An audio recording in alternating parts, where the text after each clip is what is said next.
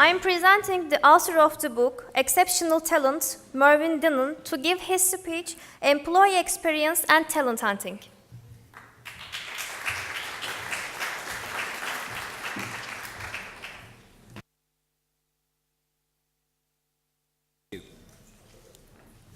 Good morning, everybody. Thank you for having me and inviting me to the organisers to come all the way from London to speak to you. That's me.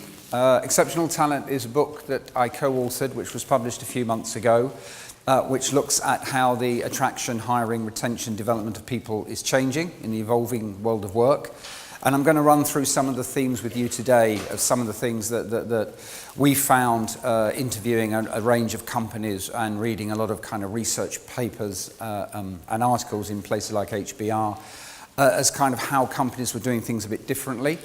Most of what I do nowadays is analysing and researching the various trends in HR and recruitment. As an example of how careers in the modern age develop and evolve, I used to be a recruiter working with companies on how to hire the people they wanted and how to keep them. And about 8-9 years ago, I found social media, and almost immediately I suddenly became a social recruiter. I was then hired to oversee content for a digital recruitment business, which required me to write blogs every day and to get research data from their database to then present at conferences.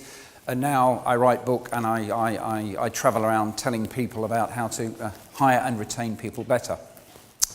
Initially, I just want to set the scene with a few statistics. I don't like to get too much writing on the slides. As you can see, I always have a few bullet points. So whilst I don't always quote the source, all of these come from publications in the last 6 to 9 months, and I'm happy afterwards to let you know where each one came from.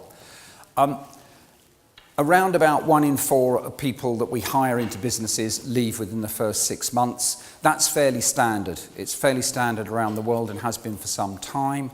The first few months of employment are a very heavily researched and written about period, as a lot of analysts try and understand what it is that makes somebody join a company and then not be happy. I'm going to run through some of the reasons in a moment. But I think it's important not just that maybe 1 in 4 of the people you hire leave, but that nearly everybody you hire will use their experience of the first 6 months to decide if they see a long-term future with the organisation.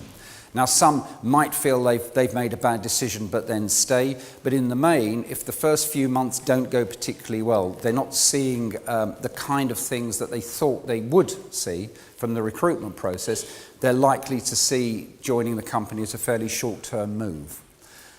Most HR decision makers admit to making a bad hire. I suspect the 15% that didn't admit don't want to admit. It depends how you define a bad hire. And there's a lot written and spoken about at events like this, about hiring people who don't fit, who are wrong, performance managing them out quickly. But for each business, a bad hire means something different. So businesses will hire people that they only expect to be there for 6-12 months. You know, we are beginning to change in terms of the job for life is disappearing, and a lot of organisations are looking to bring in people to work on specific projects or maybe to work with the organisation as a particular part of their development. But I think that understanding what success looks like when you hire, and that's between HR, recruiter, and the hiring manager, I think is quite important, because hiring manager might want somebody who's going to be in their team for 10 years. HR might see a need in the business to bring in somebody on a fairly different arrangement.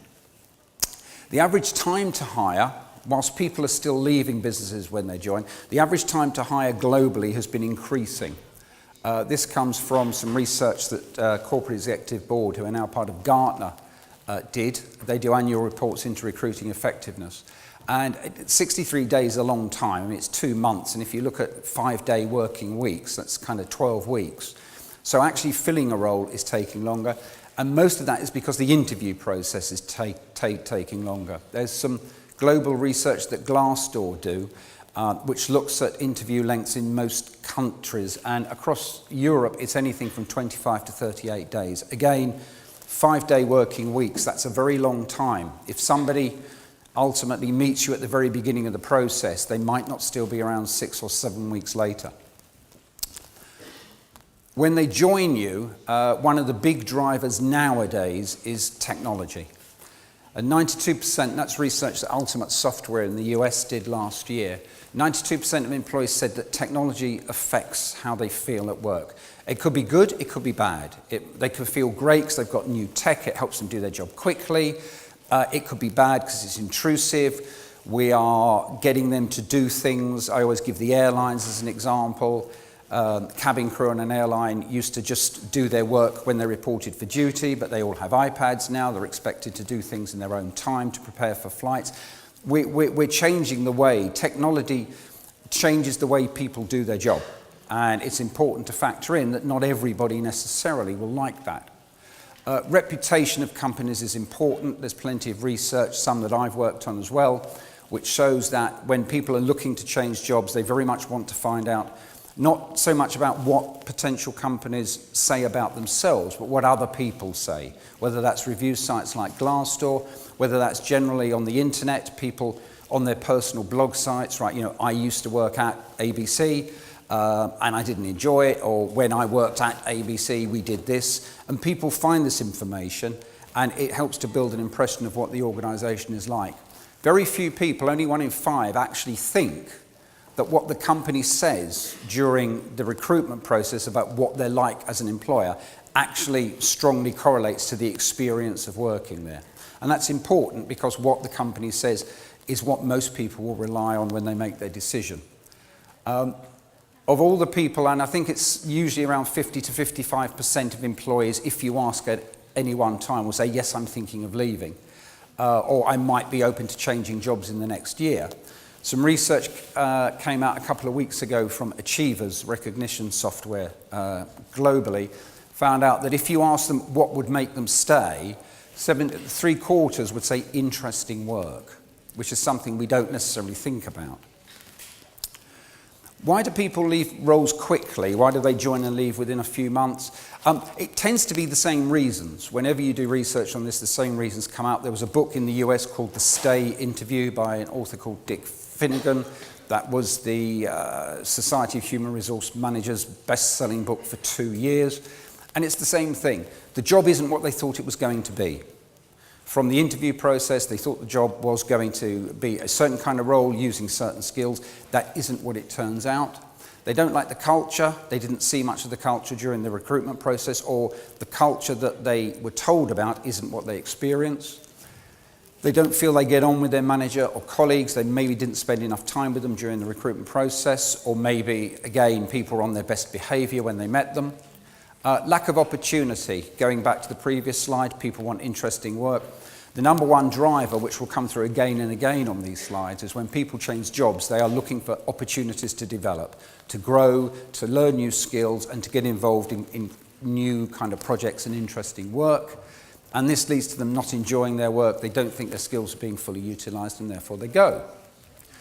Now, when you write a book with the title Exceptional Talent, you have to define what you mean by that. And it's quite obvious as you speak to companies and read what's written. The word talent is a very misused and overused word, normally meant to imply just a small band of elite operators who tick every box. But actually, what talent is varies from job to job, company to company, and it's not actually about somebody who fulfills a lot of criteria. It's about somebody who's right for the job, right for the organization, irrespective of what they've done before. It's looking at people, what organizations need to do more of, and what they are beginning to do more of. We heard curiosity earlier, is hiring people for what they can achieve in the future, for potential, what they can do in the future, not just because of what they've done in the past. Because the chances are, if we hire them purely because of what they've done in the past, they're going to come in and find that the job doesn't really stretch them. They're doing a job they've already done before, and it's not really moving them on anywhere, and they will leave after a few months. And it's also what more companies are doing now, we found, was hiring for skills as opposed to jobs. So we've got that job, but what are the skills it's using, and what are the skills it's going to be using, and how do we get those skills in the organization? And it's about the company itself. Too often recruitment is a one-way process. We're great, we want somebody that ticks all the boxes, And the organisation doesn't necessarily do that much about selling itself, which is why people join and find that maybe the organisation, the experience of working at the organisation isn't what they thought it was going to be. A few thoughts on this from a couple of other sources. Patty McCord is the ex-Chief People Officer of Netflix, writing in the current issue of Harvard Business Review, talks about great hires being about great matches. She also is quite honest about, an A player for one organisation, maybe a B player for another. And she's quite honest in this, that at Netflix in the early days, they did let a lot of people go quite quickly because they didn't think they were going to make the grade. Yet those people went on to other organisations where they became very successful. Baroness Martha Lane Fox, who opened the CIPD conference a few months ago in the UK, she was one of the co-founders of lastminute.com. She talks about needing a diverse range of people, but with her, again, curiosity, intellectual curiosity, people who are resilient. We hear these words again about needing to hire people who are resilient, agile, curious, who want to understand more, who want to understand how to evolve, I suppose, in this changing world of work. And assessing potential, I realise we've just had somebody speaking about this, so I won't say too much, but how we assess it, I think, is one of the key things at the moment. Traditionally, we've looked at a job description, a job advert, we've ticked some boxes, we want someone that's done this, and if we find someone who's done this, bring them in. But actually, we're looking for people who can adapt, who can change in changing commercial environments. And it's the way we find it. And the traditional way that we do this is face-to-face interviews. And we all know, we've probably all worked in organisations where you have a manager that's got their favourite questions. If you were a crayon, what colour would it be and why? A great question. Lots of companies ask questions like that. And the thing is, why are you asking that question? And quite often the manager will say, I want to see if they can think on their feet. And say, but are we the kind of company where people have to walk around thinking on their feet all the time, where they're constantly being put under pressure to kind of solve problems without any kind of research, And if you're not that culture, if you ask those kind of questions, you're going to get people who will feel more comfortable in that kind of pressurized environment, which might not be the culture of the organisation. So it's trying to find a way to maybe see how people think. Face-to-face interviews are proving less and less reliable. This is some fairly current research from LinkedIn, which was published only a few weeks ago. They interviewed over 9,000 hiring managers globally, and what they found from that was that traditional interviews are failing time and time again because they don't help assess candidate soft skills. They don't get an understanding of a candidate weakness. You ask a question in the interview, give me an example of a time where maybe you felt out of your depth and how did you do it, or what's your biggest weakness? People are primed. People are primed when they go on interview to give answers that don't give very much away because they want to get the job. Interviewers' bias comes out. The process becomes too long if you rely purely on face-to-face interviews. And 1 in 5 admitted pretty much they don't know what interview questions to ask to find out what they need to do about the potential of the candidate. And more organisations are trying to move away from face-to-face interviews. Now, is it the end of the interview? Probably not. I mean, I've worked on recently some research with Kelly, Europe-wide. Up to 14,000 job seekers have done a survey. The results aren't published yet, but I can say that almost 90% said they wouldn't join a company without having at least one face-to-face interview to meet somebody they're going to be working for. So face-to-face interviews are important, but if they're important because people want to understand a bit more about the kind of cultures and type of people who work in the organisation, there might be better ways to find it. The image on the left is a screenshot from an app-based computer game run by a UK company called Arctic Shores. And the idea there is that they have a series of games, and in a 20-minute game where people have to make decisions and have to solve problems, but in a very visual way, they can get 2,000 data points, which can build up a personality profile much deeper than a face-to-face interview, understanding much more about the kind of skills that we are supposed to be recruiting for, that we've all seen the chart from the World Economic Forum about the skills of the future, creative thinking, complex problem solving, communication, empathy, and it's a way to find these out. Companies are doing these kind of soft skill assessments, putting people in job audition type situations. There are computer games people can play. I mean, I interviewed somebody from one of the upmarket retail chains, head of recruitment, about 5 years ago, and they had a computer game for applicants where they had to kind of solve problems with difficult customers in a shop. You know, what would you do? And they then take people through to the logical conclusion, well, if you did that, this might happen next, to try and understand how they think their way around things.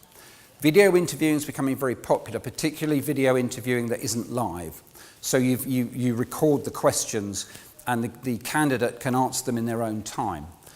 Most companies who do this, there are quite a few companies who set this up for you. What they tend to find is that when the candidate can answer questions in their own time, they tend to do it between 6 and 10 o'clock on a Sunday evening, which is when they feel most relaxed, most ready to sit down and answer questions. And basically, they're looking at a screen, you've recorded yourself asking the question, and they then press record and record themselves giving the answer. The important thing there is that people do better at that because they're doing it when they're more relaxed. Most interviews are done at odd times, at 8 o'clock in the morning, 6:30 at night. People are rushing there, they might be late, they've got to take time off work, and they're stressed and they're not giving their best. And the other thing, obviously, there is also video interviewing where they do these microfacial expression analysis. So in an answer, they can build up very much a picture of somebody's thinking behind it. The main thing that I would say that we found researching the book is that the talent journey, which used to be a series of processes, events. We need a vacancy, we advertise it, we look at CVs, we invite people in for interview, we choose somebody, they start on their first day, we give them an induction. After 3 months, we let them know if they've passed their probationary period. After a year, we give them a review. After 2 years, we promote them. That has changed. Technology underpins this, and so does the, if you like, consumerization of working processes, where we begin to think of employees like consumers. And what we find is that this is ongoing, that in fact people know about organizations before there's a vacancy. There is already that a lot of companies aren't just hiring to specific job specs, they are building pipelines of candidates, of potential candidates that they have conversations with ahead of there being a vacancy. That the onboarding process is actually starting during interviews. I'll be talking a bit more about this in a minute. And that onboarding, if you actually start this early, and instead of just giving somebody a 3-month review at the end of it, you speak to them on a regular weekly basis, fortnightly basis, to see how they're settling in. You then set up a culture of continuous or ongoing feedback, continuous conversations, which underpins much of the modern thinking around performance management. And so development becomes a lot more organic. It's not something that happens after 1 year, 2 year, 3 year. And the whole idea of retention, which if I've got time I will explain, is actually not so much about holding on to people, but about retaining relationships with individuals. And the 7 things that I think we identified of the way hiring and retention is changing is this. There's a lot more, or HR people are trying a lot more to do workforce planning, skills forecasting, understanding what jobs are coming up. Not so much what are the jobs of the future, what's going to happen with AI and things, but just kind of what is the business going to need over the next 2 to 3 years? What skills will we need, and how can we begin to fill those skills gaps? Redefining talent, and part of that is redefining potential, what we mean by it and how we find it. Being a place where people want to work, the employee experience. This is most of what the rest of this morning will be about from me. Improving the recruitment process, looking at onboarding very differently to help bring the best out of people, enabling people to grow and develop. That's the one thing more than anything else people look for now, and to rethink your relationship with them when they go. The recruitment experience is very important, and this is from a game where to to get to the end, you've got to do lots of tasks and jump over things, and there's always another challenge. And most recruitment processes are set up like this. There's interview after interview, there's application, send a CV, can you fill out this, can we have a supplementary sheet of this? And we keep going back and we keep giving people these tests. But the problem is, if you give people a series of tests, actually getting a job offer becomes the prize. Where actually the prize should be joining a company where they feel comfortable, they can be successful for both themselves and you. By having a recruitment process that really puts people off, by assessing them in this way, you're giving them the wrong impression. And feeling is important. Because in the research I've mentioned just now with the 14,000 job seekers, what we found was quite a lot, 86% say that the way they're treated during the recruitment process will decide whether they accept the offer. So if they've done lots of steps, lots of tests, 7 interviews and had to fill out forms, they're going to have more of a negative impression of the organisation than if it was a more straightforward process where they felt the organisation was getting to know them as an individual. Nearly a third will drop out the interview phase because they're just beginning to lose patience with the process. Also, it gives them time to do more due diligence. They will go on more interviews. They speak to people who might know of your organisation. The longer these processes go, the more negative their impression becomes. And this, it might be a little difficult to understand. This is a small company in the UK have allowed me to use this. They're called Targeting Talent. And they're a small 2-person organisation who work with small and medium-sized companies to try and understand how they can improve their recruitment process. And what they did was to plot the recruitment process using Net Promoter Score. Does everybody know what Net Promoter Score is? It's more of a marketing expression, but it comes into the workplace and recruitment as well. It's asking people if they feel positive or negative about a situation. Normally it's about a brand. And it's kind of, the Net Promoter Score is I suppose, the greater number of people who feel positive rather than negative. And what they did was look at 4 areas of the recruitment process: how engaged a candidate feels, how much information the candidate feels they're getting, how respected the candidate feels they are by the organisation, and how quickly the organisation is doing things. And basically, what I want you to take away from this is that at the beginning of the process, the candidate's all very positive. There's a job they've identified, they want to know about it. As we begin to go through the interview phase, that begins to drop. First interview, where they know that you've basically looked at their application and you're interested, it's very high, probably at its highest.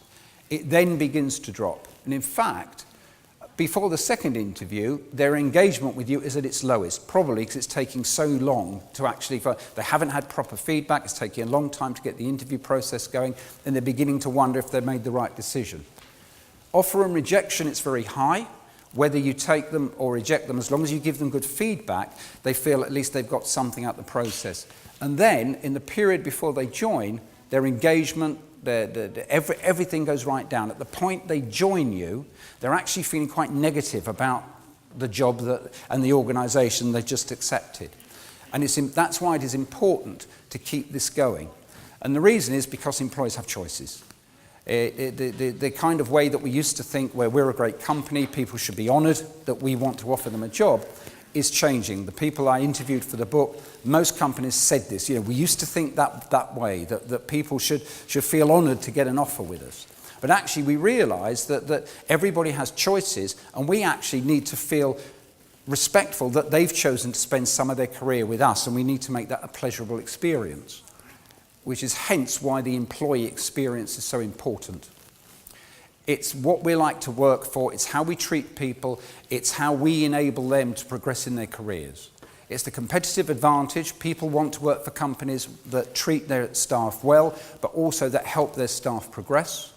HR, ultimately with retention, it's how they're measured. It's kind of, the employee experience is what HR oversees, what we're like to work for. And that's everything from talent management to rewards, to the way people do learning and development, to the way people feel about the technology they use, the physical working environment.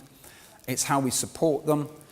And of course, 3/4 of employees say that the reputation is important. So they can actually enjoy the job, but if there's something wrong with the company externally, And that could be anything. Could be your marketing team have tried a clever piece of social media marketing which has backfired. And there's a lot of negativity around the organisation. People feel negative, even if everything else is right. And there's a quote from Jacob Morgan, who's a US author and thinker, who's written a book called The Employee Experience Advantage.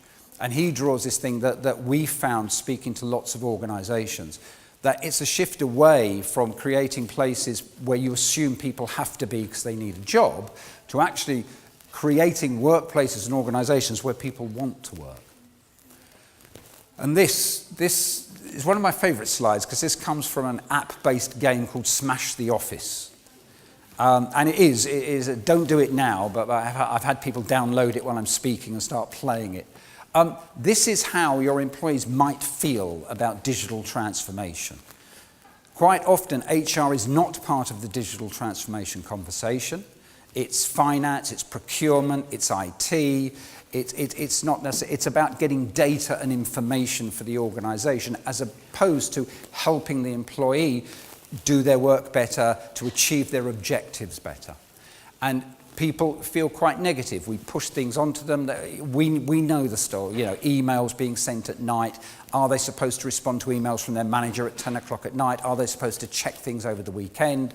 Why do they have to log in to the work system from home to get their pay slip or to book their holiday leave? And it's administrative work that we happily now push onto the employee in a lot of cases, but we don't think about how that changes how they do their job, how they do that balance between work and life. If their emails, they might not respond to emails from their manager that come in over the weekend or 9:30, 10 at night, but the very fact they're getting them makes them feel quite negative. It's quite oppressive for them that they can't switch off. They pick up their phone and they're seeing emails from their manager, and it's their own time.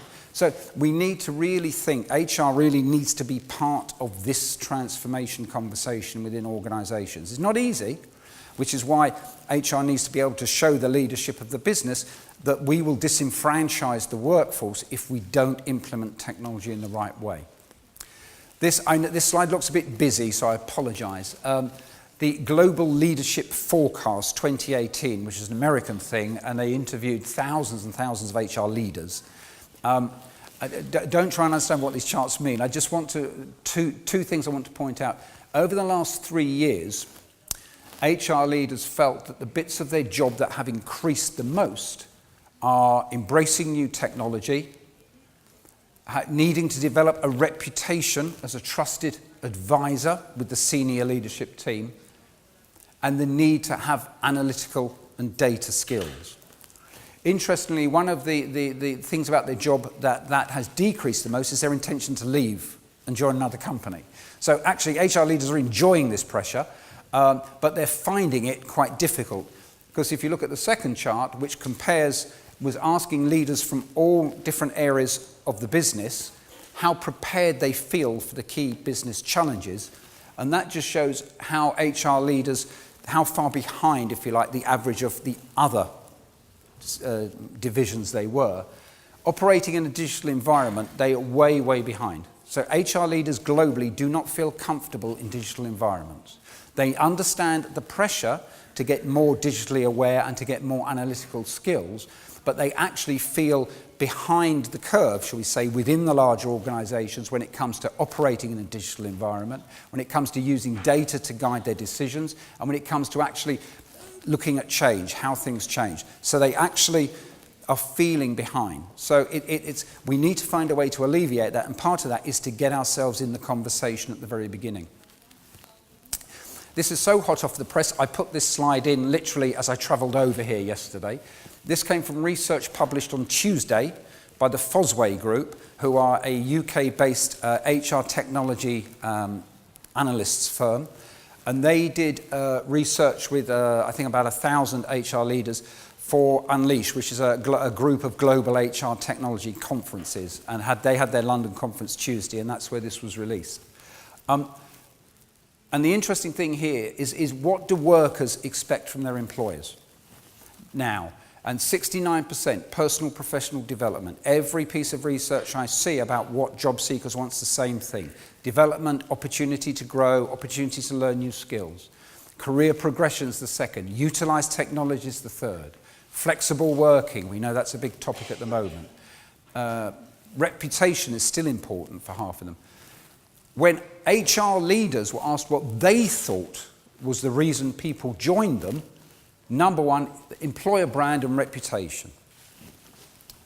Approach to career progression was the least important, they felt. Personal, professional development, approach to career progression was the thing people looked for least. When actually, when you ask the job seekers, it's what they're looking for most. And the way to try and get this is start the process early. So onboarding, this is an image from a company called Apical. They're a Dutch app-based onboarding technology.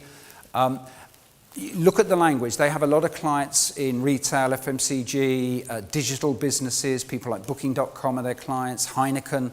And if you look at the language they use, it's about making people fall in love with the company. Okay, that's slightly glossy and romantic, but it's about pre-boarding. It's about making it special. It's about clarity and definition. What are the milestones in your first 90 days with us? What do we expect from you in those 90 days? This is what will happen. Be upfront. Don't make it vague, because onboarding isn't something we do the day they start. Get them to sign forms, health and safety, a tour of the building, there's your desk. Don't worry, there's no laptop. We forgot you were starting today. It'll be there by the end of the week. It isn't. It's about taking people from interested candidates who are on an interview process with you to becoming successful, productive employees 3, 6, 9, 12 months down the line. And it's the journey by which we do that. If we look at onboarding as a way to support people coming into the business to be successful from the start, we will approach it in a different way. Most companies, this came from some research that I worked on with a company called Paperfly, who do employer brand software. And this was 120 heads of employer brand did this survey. Most, only 10% wait until the first day or beyond to start onboarding. Half of them do it once an offer's accepted, and you've got to get 1 in 5 during interviews and then 1 in 5 between offer and start date. So that with most of these, and these were all kind of major brands, 90% had started onboarding before somebody started. So people start knowing much more of what they need to know about the organisation. And given that the one thing people look for is career development, personal development, we need to look at the different ways, as HR, we need to look at the different ways we can support people on this journey to personal and professional development. Learning and development is more about supporting people to develop than training people.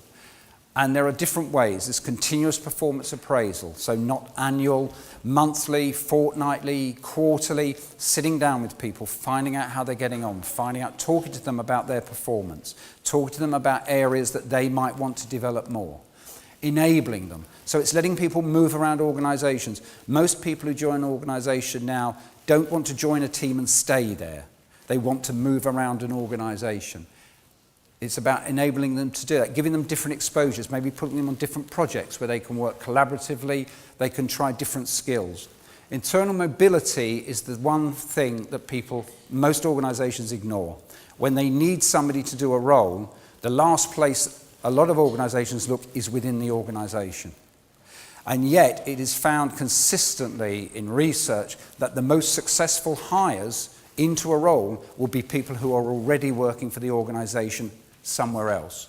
And that is why managers have to be encouraged and rewarded for producing talent, not hoarding it. So there's no point a manager having a great performer sitting in their team and keeping them there, because that performer will want to do something more.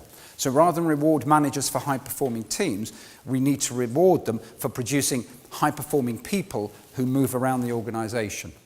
And HR then needs to look at themselves as skill curators, not developers. So we're not there to help people learn new skills. We're there to make sure the organisation has the range of skills at its disposal that it needs to meet its business objectives. And very quickly on retention, because I know I'm at the end of my time, retention of people is now changing with a lot of organisations into retention of relationships. And there are various ways to do this. People who leave us are their customers, their advocates, their referrers. They validate the employee experience. They're the people who go on Glassdoor and say what a great place we are. They're the people who tell all their friends, I had a great time working at this company, they really treated me well, I've moved on now because there was an opportunity to do something very different elsewhere, but I would recommend anybody working there. Then the knowledge network. A lot of organisations, particularly, I don't want to go generational classification on us now, but a lot of the big like oil companies and engineering companies find that as the baby boomers, as the people in their late 50s and 60s begin to retire, that knowledge network goes out of the business. And one of the ways to retain the knowledge network is to have a proper alumni program. So have people who've worked for the business before actually feel still part of the business, and they will advocate for us. They're ambassadors, they're customers, consumers, they can recommend other people, and they can come back. Somebody can leave us, work somewhere else for 2-3 years, and in 2-3 years' time find that they've got the skills we need. And in terms of onboarding them back in, that's quite easy because they've worked for us before. The difficulty that most organisations tend to have when somebody leaves is that we make it a very difficult process for them. We either force them out the door, in which case we don't manage their performance. We make the exit about the person, not the performance. It's like they have failed us, as opposed to maybe it's wrong place, wrong time. If we don't want them to leave, we try and persuade them to stay. We make it very awkward for them to say, I still want to leave, and that sours the relationship. They either stay against their will and then leave anyway, or they leave but there's a bad feeling and they don't start recommending us to other people, they don't start advocating for the business, they actually leave with a very negative impression of the business. So the way we handle people who are maybe coming to the end of their time with us is crucial as well. And that, I've just had the 1 minute sign, so unfortunately there won't be any questions, but I am here all day, and so if anybody wants to ask me anything about anything I've just said, please feel free. Thank you for your time.